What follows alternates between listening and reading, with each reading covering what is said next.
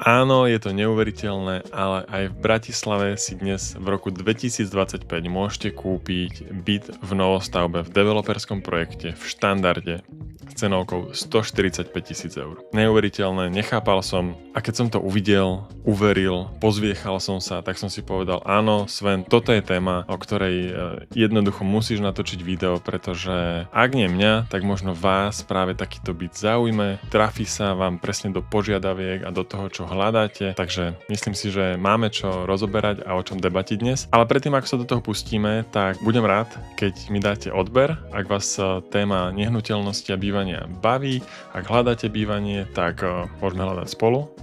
Nie, seriózne vážne. Pre tých z vás, ktorí ma ešte nepoznáte, tak vítajte, ja som Sven. V decembri sa nám narodila s manželkou dcérka a aktuálne bývame v byte o rozlohe 50 m2. Bývame tu aj s našim psíkom. No a jednoducho, viete si to predstaviť, všetci, ktorí máte už dieťa, tak spolu s ním do rodiny príde vždy kopec vecí. No a ten byt sa nám tak nejak začal prirodzene zužovať a už počítam, že tak za pol roka alebo za rok budeme chodiť iba v takých chodbičkách po byte. Takže sme si povedali, že je na čase sa začať pozerať po väčšom, rodinnejšom bývaní. Jasné, dá sa to tu zvládnuť, je to v pohode, ľudia žijú aj v horších podmienkach, samozrejme. Na druhej strane človek rád sníva, tak som si povedal, že budem hľadať a napadlo mi, že Sven, určite nie si sám, ktorý je v takejto životnej etape, či už hľadá prvý byt, rodinný byt, investičný byt. Jednoducho bývanie je nesmrteľná téma. Ja som si povedal, že skúsim o tom natáčať, skúsim robiť videá, možno, že takto niekomu pomôžem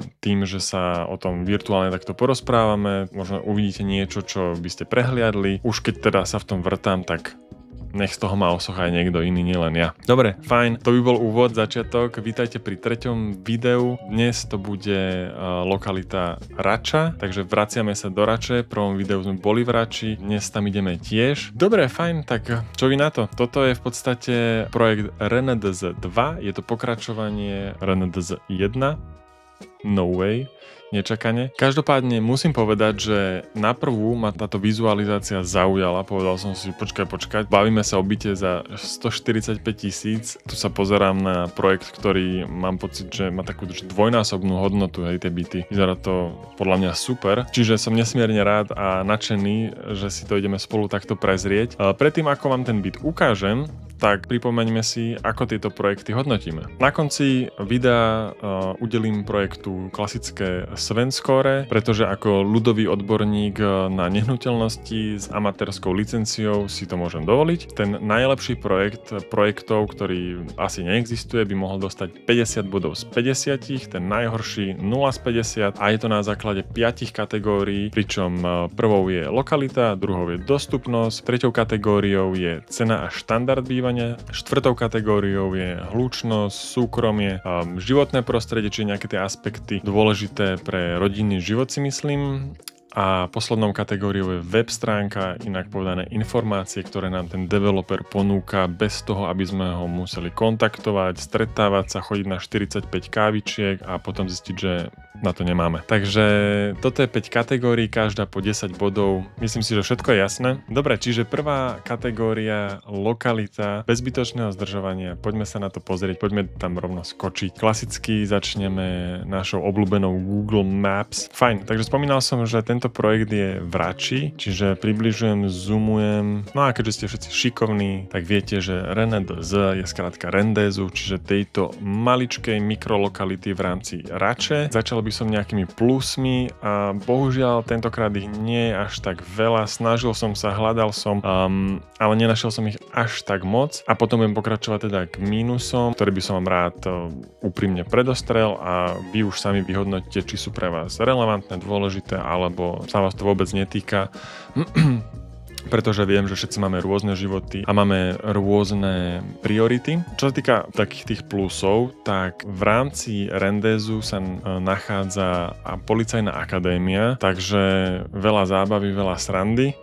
A zároveň si myslím, že to môže mať taký bezpečnostný efekt na tú mikrolokalitu, pretože sa tam pohybuje veľa aktuálnych, súčasných, ale aj budúcich policajtov, takže to môže byť fajn a dôležité pre rodiny s deťmi. Ďalej by som spomenul, čo sa týka nejakého občianskej vybavenosti, tak tu pri železnici dole sa nachádza materská škôlka, ďalej hneď kúsok smerom na východ od materskej školy sa nachádza toto perfektné detské ihrisko, čo je vynikajúce pre rodiny s deťmi. Ja by som to ocenil, aj keď teda naša malá ešte ani neštvornožkuje, ale raz by som to ocenil. Je tu ešte nejaká jedna kaviareň, našiel som tu jednu lekáreň, ktorú aktuálne nevidím, ale je tu rybník, takže pre všetkých z vás, ktorí máte radi rybolov alebo si radi vyjdete proste na bicykli k vode, sadnete si, dáte si tam nejaké hranolky, kofolku, pivíčko, tak áno, je tu rybníček, takže to je super. Ja mám rád vodu a mne by sa to osobne páčilo mať niečo takéto pri dome. Negatíva. Ako môžete vidieť, táto lokalita je dosť odrezaná od zvyšku mesta práve železnicou. Je to jednoducho nejaký zárez do tej krajiny celkovo a svojím spôsobom to izoluje tú lokalitu od zvyšku mesta. Nehovoriac o nejakej hlučnosti extra. Ďalším takým mínusom je, že pôsobí to na mňa, že je tu akoby signifikantný počet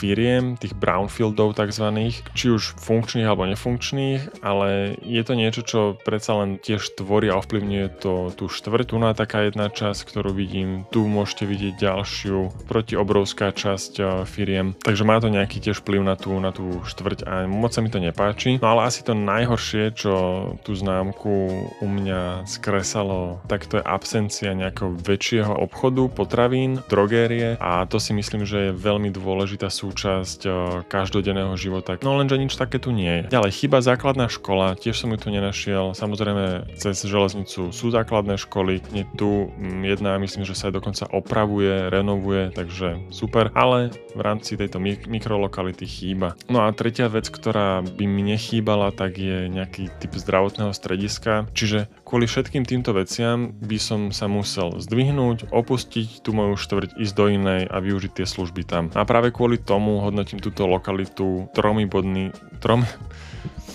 bodmi z možných 10. Áno, je to pomerne nízke hodnotenie, ale spomente si, v predchádzajúcom videu sme boli v downtowne, v centre mesta a lokalitu som hodnotil 7,5 z 10. Mal to tiež nejaké mínusy, takže tu musím byť naozaj pomerne kritický. Malá poznámočka k tomu, developer spomína Malé Karpaty, že sú nejak tak akože na dosah. Tu je to Malé Karpaty na dosah. Lokalita pod masívom Malých Karpat ponúka nepreberné množstvo možností na nádherné výlety do okolitej prírody, obdivovanie tradičných viníc a lesov či objavovanie turistických chodníkov, ktoré vedú k známym račianskym lokáciám. V blízkosti RNDZ 2 je plánovaná rozšírená cyklotrasa, ktorá aktívnym rezidentom umožní pohodlný prístup k širšej oblasti Rača. Áno, Malé Karpaty sú kúsok od Rače, ale treba si aj úprimne povedať, že z Rendézu je to ku Karpatom asi tak ako na Zlaté piesky. No, nie je to najbližšie, povedal by som, že sú štvrte v rámci Rača, ktoré sú bližšie ku Karpatom. No okej, dobre, zamotávam sa, ideme ďalej.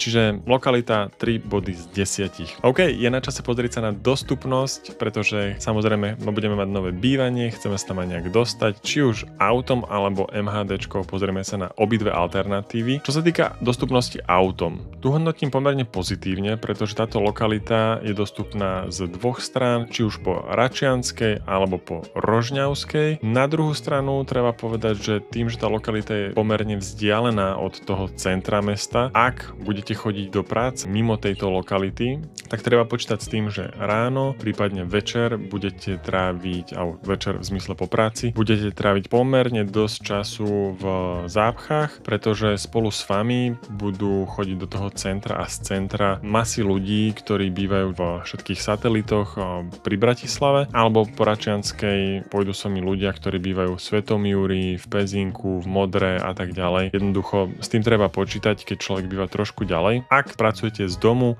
tak je to niečo, čo pre vás nie je relevantné a je to úplne v pohode. Pre tých z vás, ktorí radi využívate MHDčku, kvôli tomu, že táto lokalita je pomerne malá a taká odseparovaná, tak tam chodia v podstate iba 2 autobusy. Jeden z nich je 52, druhý je 56. Urobil som si takú modelovú situáciu, že pozrel som sa, aké ľahké je dostať sa zo zastávky, ktorá je priamo pred tou bytovkou, čiže zo zastávky pri Šajbách do centra k autobusovej stanici na Nivách. Vybral som si Nivy práve kvôli tomu, že je tam veľmi veľa firiem, veľa ľudí tam chodí do práce, plus je to taký ten prestupný úzol. Zistil som, že dostať sa z Rendezu na Nivy je zhruba 35 až 40 minútová cesta, počas ktorej budete mať 2 až 4 prestupy, čo ja osobne hodnotím mínusovo, pretože každý deň cestovať do práce z práce 35 až 40 minút a mať 2, respektíve počas dňa 4 až 6 prestupov je naozaj náročné. Čiže tú dostupnosť MHDčky v rámci tejto lokality hodnotím pomerne mínusovo. No a keď sa to nejak tak celé spojilo a rozmýšľal som nad tým, tak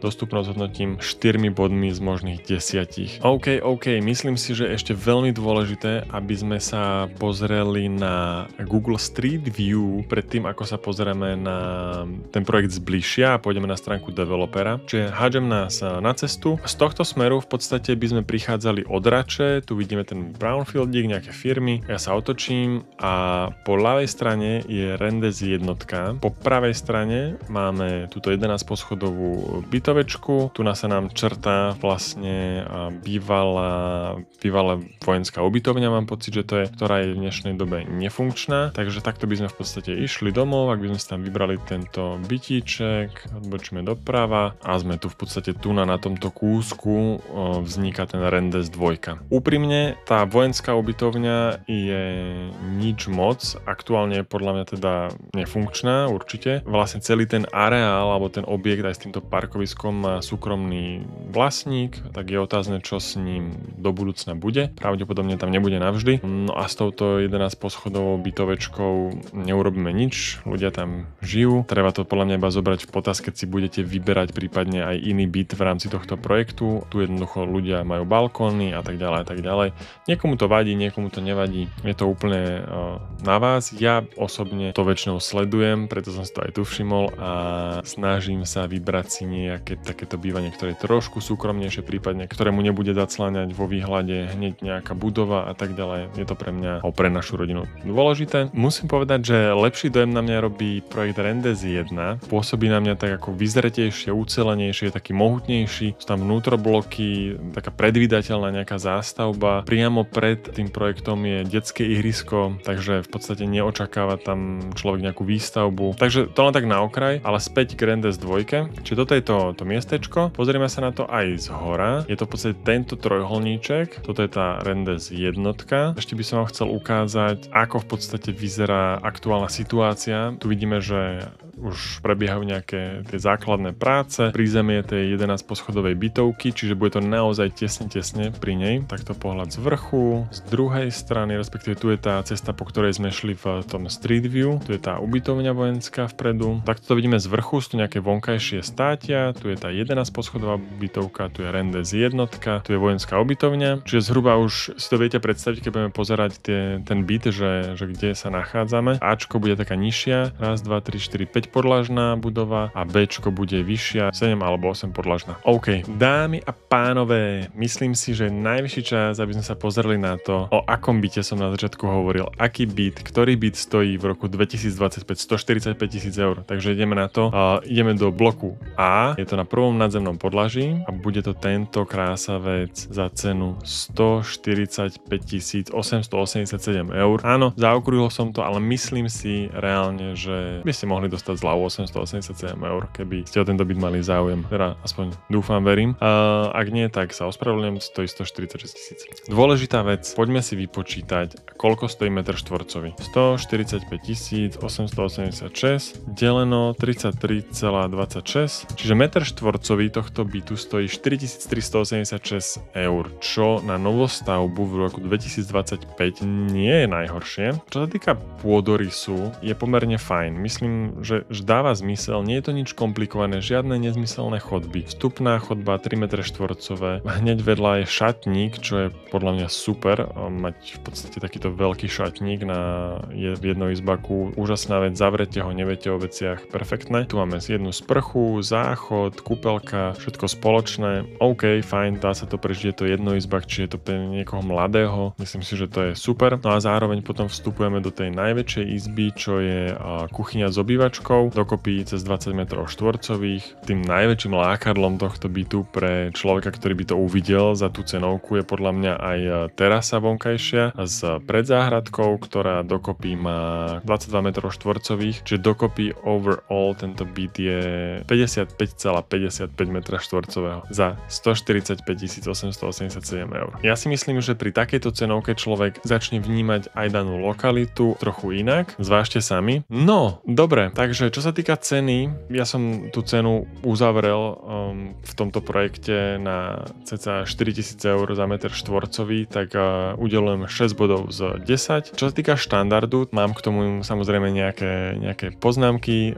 Všimol som si tam niečo pozitívne, niečo príjemné, čo by som chcel vyzdvihnúť a samozrejme aj nejaké negatíva alebo nejaké nezrovnalosti, ktoré tiež rád okomentujem. Čo sa mi určite páči na štandarde je to, že developer ponúka rekuperáciu v každom byte, čiže aj tento byt by mal disponovať rekuperáciou, takže to dávam palec hore, rekuperácia je super. Na druhej strane určite treba zistiť, že či ide o centrálnu rekuperáciu, akú má účinnosť výmeny tepla, zaujímavá hlučnosť tej rekuperácie, to, či sa dá ovládať, dajme tomu cez mobil, to, že či máte v rámci bytu vlastnú jednotku rekuperácie, alebo je proste nejaká zdieľaná mimo, čo súvisí zase s nejakou údržbou, či viete vymieňať filtre, kto sa o tú rekuperáciu stará, aký typ filtra tam je. Samotná téma rekuperácie je pomerne komplexná, ale sú to veci, ktoré vás zaujímajú. Odporúčal by som vám sa na to pýtať, zistiť to, bude to dobre pre vás, pretože rekuperácia je určite niečo, o čo sa treba starať. Takisto ako o klimatizáciu v byte sa treba starať, tak aj o rekuperáciu, možno o to viac. Čo sa týka ďalšieho pozitíva, tak je to predpríprava na klimatizáciu v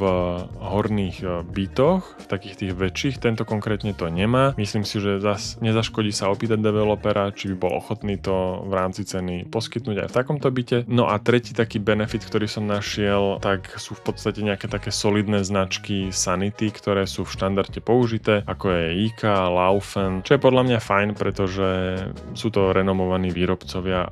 OK, a teraz by som prišiel k tomu, čo sa mi v tom štandarde nepáčilo. Nepáči sa mi to, že sú v byte použité interiérové dvere s voštinovou výplňou, čo je v podstate ten najlacnejší typ interiérových dverí, ktoré má vlastne to duté vnútro. Určite to poznáte, stretli sme sa tým asi podľa mňa všetci niekedy v živote. Nie je to ideálny typ dverí z hľadiska pevnosti a nejakej hlukovej izolácie. Tak to by som trošku vytkol. Ďalej, tento byt neobsahuje žiadne exteriérové tienenie, čiže nejaké exteriérové žalúzie a takisto chýba predpríprava na nejakú smart domácnosť, čo je už v zásade pomerne takým rozbehnutým štandardom, by som povedal, tak tu v tomto projekte to nie je. Čo je podľa mňa škoda. Na druhej strane naozaj je to solidný štandard a úprimne by som povedal, že je to taký funkčný základ bez nadštandardu, takže ja ho hodnotím 6 bodmi z 10. Ak by sme si mali vyhodnotiť cenu a štandard bývania dokopy, tak sme dali 6 bodov za cenu, 6 bodov za štandard bývania, čiže priemerná známka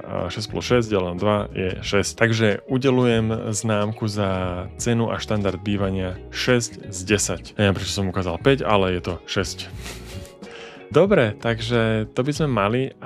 Hluk, súkromie a životné prostredie. Tu by som v podstate sa okamžite pozrel na našu obľúbenú hlukovú mapu a ja to už mám pripravené, pretože ako viete, tak kopeckrát tu tápem, neviem sa zorientovať a tak ďalej, takže som si tu našiel lokalitu, v ktorej bude táto výstavba zrealizovaná a to je presne tento štvorček tu na táto parcelka. Teraz sa pozeráme na cestnú dopravu, vlastne hlučnosť cestnej dopravy počas dňa. To je asi taký štandard, sme proste pri hlavnej frekventovanej ceste.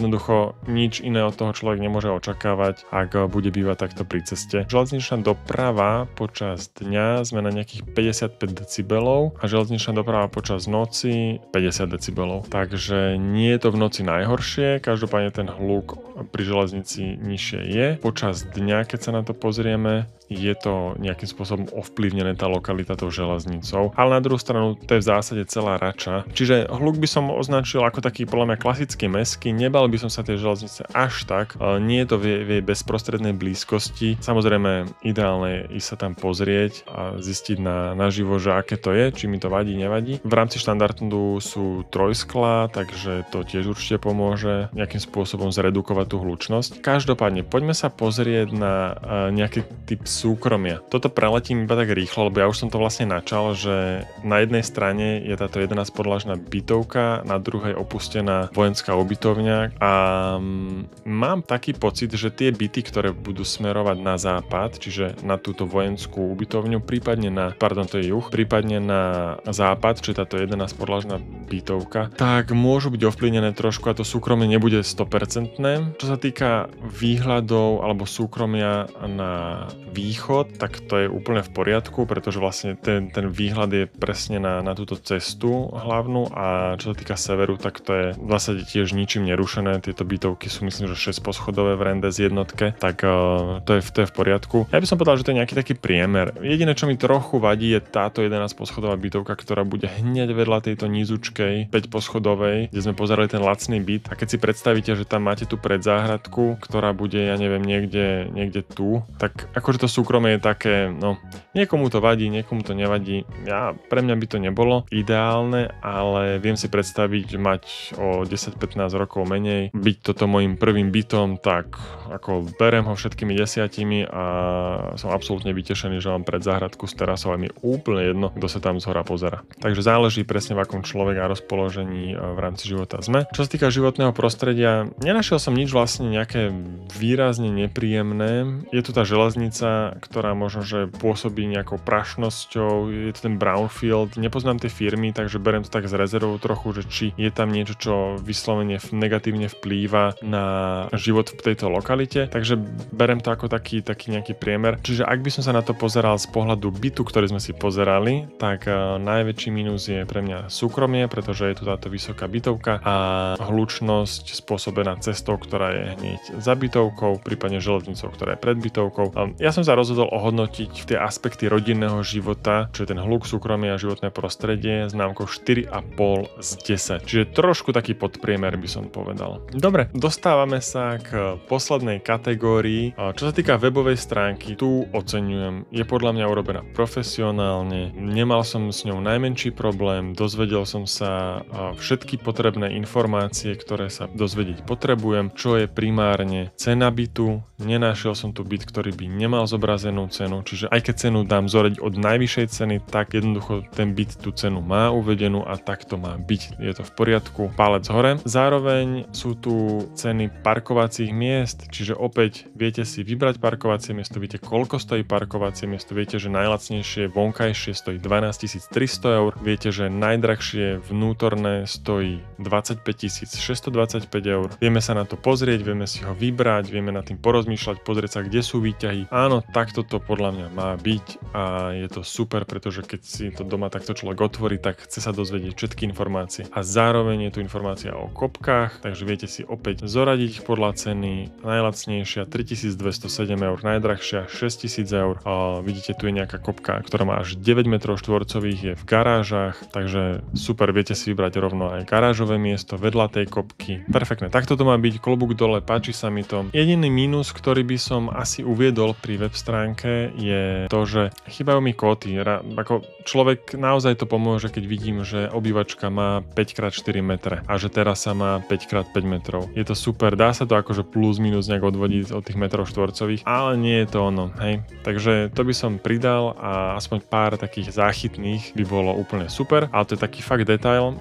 Čo mi trochu viac vadí je to, keď si na stránke kliknem na informácie o projekte a začal som si čítať vlastne ten popis, tak Rendes 2 spája komfort mestského bývania v pokojnej štvrti, ktorá sa nachádza blízko Malých Karpát s výbornou dostupnosťou do centra. Navyše premenou miestneho nevyužívaného a chátrajúceho pozemku na atraktívnu obytnú zónu významne prispieva k rozvoju lokality a zvyšuje estetickú hodnotu a kvalitu bývania v tejto časti. Súhlasím, oceňujem, že ho nazývajú chátrajúcim pozemkom a nevyužívaným, je to proste pravda, oproti je schátraná budova, ale neviem, či by som o tejto lokalite povedal, že spája komfort mestského bývania v pokojnej štvrti s výbornou dostupnosťou do centra mesta. Výborná dostupnosť do centra mesta je taká, že hodne cez rúžové okuliare podľa mňa. Povedali sme si o tom v časti o dostupnosti svoje. Samozrejme, ja chápem, snažia sa ten projekt odpromovať. Asi je to úplne v poriadku.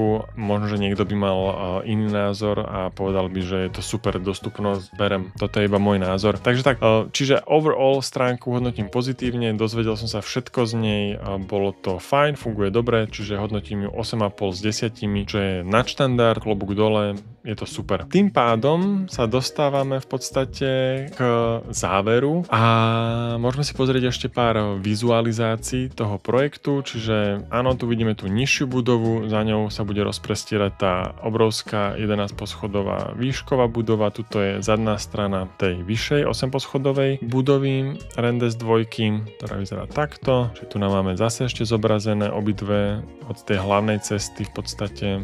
Takto máme zobrazenú fasádu s balkónikmi. No a v podstate tu tento zasvietený malý byt, ja ho ešte takto zozumujem, je ten náš za 145 000 eur. Akože tá cena je veľmi zaujímavá, to človek musí uznať. Bude pravdepodobne veľmi tienistý. Tu vidím, že v podstate mám pocit, že ešte táto bytovka tieni tomu bytu. Z ďalšej strany bude tá vysoká. Finálne Sven-score tohto projektu Rendes 2 je 26 bodov z možných 50 a tým pádom inak povedané tento projekt dostáva 52%. Nech sa páči. Takto to je, takto mi to vyšlo. Z toho vychádza, že zatiaľ tento projekt nedokázal predbehnúť v rebríčku našich projektov Downtown Yards, ktorý získal v minulom videu percent viac. Ak chcete vedieť koľko, pozrite si predchádzajúce video, budem veľmi rád. No takže takto to máme. Ja som si pre vás pripravil ešte jeden taký bonus, pretože som nad tým špekuloval a úprimne padol mi do oka ten Rendes 1 ďaleko viac ako Rendes 2, a keďže hľadáme rodinné bývanie aj pre Svenovcov, tak som si pozeral aj také rodinnejšie byty. Ponúka ich aj Rendes 2, ale úprimne nesedí mi tam moc to umiestnenie toho projektu na tú menšiu parcelu. Mám s tým trošku taký vnútorný problém. Príde mi, že je to do budúca neisté, čo bude vlastne pred tou bytovkou také skľúčené, obklúčené mi to celé príde, ale na druhú stranu, čo sa mi pozdávalo ďaleko viac, tak bola Rendes 1, pretože tam som si všimol, že sú aj také vnútrobloky, tam nejaké zelené plochy sú tam, kúsok sme od vody, vlastne z týchto bytoviek máte výhľad na ihrisko, nič vám nezacláňa. Keď som si pozeral aj kataster portál, tak tie pozemky sú vo vlastníctve Slovenskej republiky, čiže je veľká šanca, že tam nič nevyrastie, čo by mohlo narušiť nejaký ten výhľad. A preto som si povedal, že čo ten Rendes 1, ako to vyzerá, že predávajú sa nejaké byty, nepredávajú sa? A predávajú sa. Napríklad v rámci rodinných bytov je tam jeden obrovský byt, ktorý je na najvyššom poschodí. Je to vlastne v tejto poslednej, ktorá má výhľad ponad to ihrisko, tuto hore, na tomto vrchnom podlaží. Je už rezervovaný ten byt samozrejme. Chcem tým ilustrovať, že ak by som si vyberal ja, tak asi by som šiel teda do toho Rendes 1, pretože v zásade tá cena je veľmi podobná, ak nie nižšia, čo sa týka tohto rodinného bytu. Tu vidno, že tie výhľady sú úplne perfektné z neho. Jo, toto je tá budova. Čiže ten byt vyzerá v podstate takto. Má obrovskú terasu, ktorá má nejakých 27 m2, má obývačku. A tak to je v tej prvej budove. Ja som pozeral tú opačnú. 3 spálne, 2 kúpeľne. Jednoducho je to obrovský rodinný byt o rozlohe 141 m2 za cenu 450 000. Je to bez pochyb kopa peňazí, ale v porovnaní s tým, čo za tú cenu ponúka Rendes 2. Keď sa pozriete, tak vlastne ak to zoradím podľa ceny a vyberiem ten najdrahší byt, ktorý má 103 m2, tak ten je v zásade v tej časti, ktorá ide ponad parkovisko, vedľa tej ubytovne, má v podstate balkón smerujúci na juh a na východ, ale z tej východnej časti tam nie je žiadne okno, čiže všetky okná smerujú na juh. A je to tuto hore tento rožný byt, ktorý je v podstate menší a stojí 414 000 plus parkovacie miesto plus kopka, takže sme na 440 000 a tu sme na 450 000, väčší byt, lepšie podľa mňa výhľady. No, je to na zváženie. Ďalej som našiel bytíček aj takýto, 117 m2 za cenu 284 900. Je to tiež v tom Rendes 1 na druhom podlaží s predzáhradkou a chcem iba podotknúť, že tu pri tomto byte sme na cene 2430 eur za meter štvorcový. 2430 eur. To je nepredstaviteľné na novostavbu. Veľmi dobrá cena. No a pozrite sa, toto je komplex Rendes 1, dobudovaný, hotový. Máte predzáhradočku, tu na nejakú malú terasku krytú. Máme v podstate byt, ktorý už bol obývaný, ako kuchyňa, super, okno v kuchyni, perfektné, obývačka, super. Tu si viem predstaviť, proste si dá takú pohodičku, nejaký slnečník. Príde mi to ďaleko lepšie byť vlastne v takom vnútrobloku, ako sa pozerať pozerať z balkóna na nejakú schatranú budovu alebo prípadne ten 11-podlažný výškový dom. Neviem, mám pocit, že to kazí trošku ten dobrý pocit z toho bytu v tej novostavbe, ktorý mu odovzdajú, je taký voňavý a tam mi to príde také smutné trochu. A toto mi príde fajn, toto je super. Sú tam stávané skrine, to tiež stojí nejaké peniaze. Svietidlá sú tam. Z druhej strany je ešte takýto balkón v podstate veľký, to vidíte, že na 3 veľké dláždice minimálne. Trávička, príjemné, je to byt, ktorý sa dá prevetrať, je skrz celú bytovku, čo je veľký benefit. Svetlo na balkóne, kúpeľňa veľká, presklená chodba a takáto v podstate predzáhradka. Pre tých z vás, ktorí uvažujete o predzáhradkách, tak chcem len pripomenúť, že dobre si ju vždy skontrolujte, pretože predzáhradka to není len tak. Veľmi, veľmi, veľmi potrebujete si byť istý, že ten zhotoviteľ, ktorý tú predzáhradku robil, tak vyriešil odvod vody. Lebo ako náhle vy dostanete predzáhradku, kde nie je dobre vyriešený odvod vody, tak budete, keď začne pršať, tam mať bazén a pomaly tá voda vám pôjde do... Jednoducho, robí to neplechu. Takže to je iba taký malý, rýchly tip pre ľudí, ktorí by chceli predzáhradku. Skontrolujte si, ako je urobený odvod vody, koľko zeminy tam je, ak tam vôbec nejaká je a teda. Je to veľmi dôležité. Dobre, takže tu máme fotečky. No, za mňa toto je super.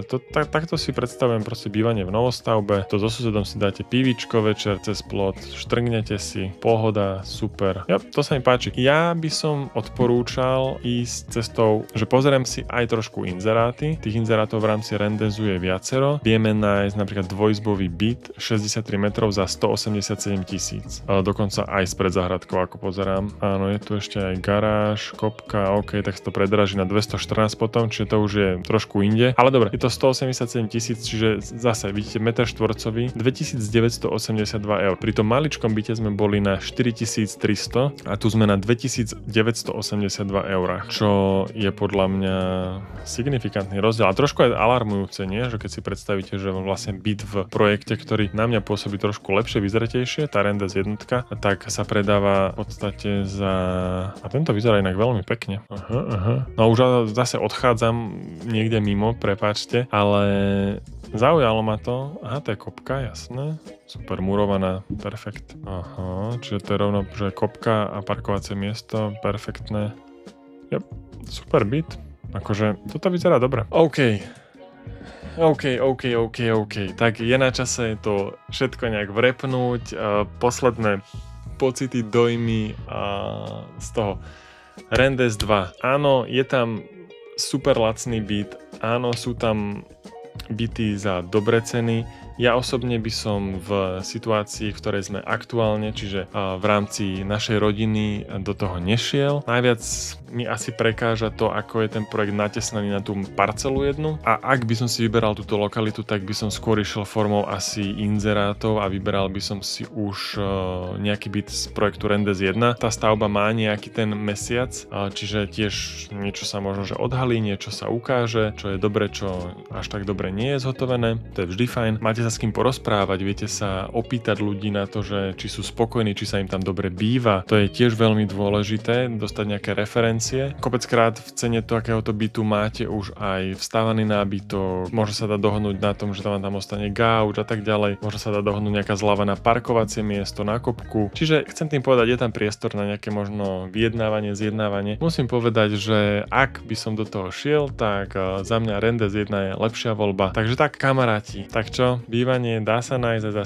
145, ale má to nejaké kompromisy. Tých 4300 eur za meter štvorcový nie je najmenej. To si povedzme na rovinu, keď sme videli tie väčšie byty, tak tam tá cena a hlavne pri tých ako second handových bytoch bola pod 3000 eur za meter štvorcový. Čo? Čím väčší byt, tým väčšinou býva tá cena za meter štvorcový trošku akože začne klesať. Najdrahšie sú tie najmenšie byty na meter štvorcový. Ak Rendes, tak Rendes 1. Ak Rendes, tak s tým, že nepotrebujem chodiť až tak často do mesta. Rendes dáva zmysel, ak mám rodinu v Rači. Rendes dáva zmysel, ak mám rodinu v Pezinku. Rendes dáva zmysel, ak robím z home officeu. To sú všetko dôvody, kedy to dáva zmysel. Ak chodím často do Karpát, viem si predstaviť, že to dáva zmysel. Bolo to zaujímavé. Som rád, že sme sa na to pozreli. Zoznámil som sa s novou lokalitou, popravde. Nepoznám všetky miesta a mesta, takže to bolo pre mňa veľmi poučné. Dajte mi vedieť do komentáru, čo si o tom myslíte. Či by vás takýto projekt v podstate zaujal, či by ste si v ňom vedeli vybrať